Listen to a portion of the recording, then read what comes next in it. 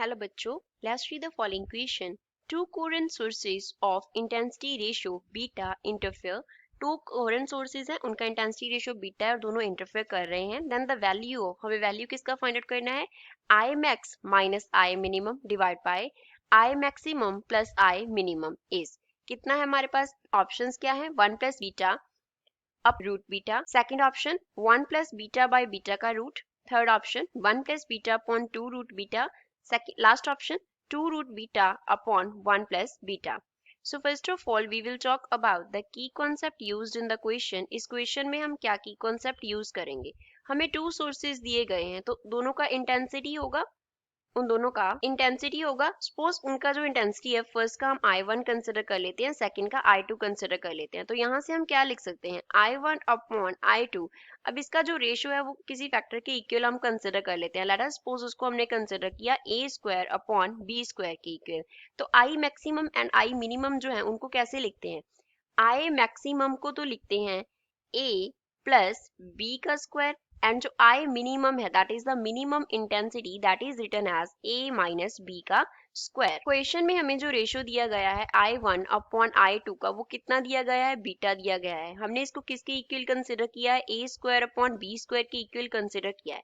So from here we can write A upon B will be equals to square root of beta, which means A will be equals to root beta into B. इसके equal होगा. अब हमें value किसका find out करना है?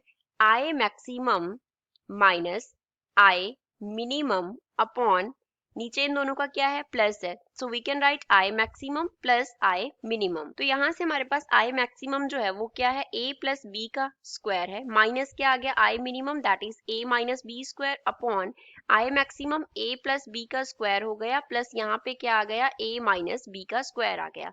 अब इसका जो स्क्वायर है उसको ओपन कर देंगे. सो ये क्या बन गया? A square plus B square plus साथ में क्या आ गया? 2ab माइनस यहाँ पे आ गया a square minus B square plus का क्या आ जाएगा? 2ab आ जाएगा. अपॉन में हमारे पास क्या आ गया? a square plus B square plus 2ab plus a square plus B square minus का क्या आ जाएगा? 2ab आ जाएगा. यहाँ पे हमने क्या यूज किया है? a प्लस b का जो होल स्क्वायर होता है वो इक्वल होता है a square plus B square plus 2ab के, एंड जो a माइनस b का होल स्क्वायर होता है वो किसके इक्वल होता है? a square plus B square minus 2ab के इक्वल होता है. तो ये दोनों फॉर्मूलाज को हमने यहाँ पे यूज किया है. अब ऊपर क्या होगा? a square plus B square cancel हो जाएंगे तो क्या रह गया? 4ab. नीचे क्या हो गया? 2ab कैंसिल हो गए तो क्या रह गया? 2a square plus 2b square. So left hand side पे क्या है? लेफ्ट हैंड साइड पे है I maximum minus I minimum upon I maximum plus I minimum. तो राइट हैंड साइड पे क्या आ गया? ऊपर तो आ गया 4ab, नीचे 2a square plus 2b square. अब यहाँ से 2 कॉमन निकाल लेते हैं. सो 4ab अपॉन में क्या रह गया? 2 के साथ a square plus b square. 2 4 से कैंसिल हो गया तो ऊपर आ गया 2ab, नीचे क्या आ गया? a square plus b square आ गया. अब a का वैल्यू सब्स्टिट्यूट कर देंगे. a हमारे पास क्या था? Square root of beta into b था.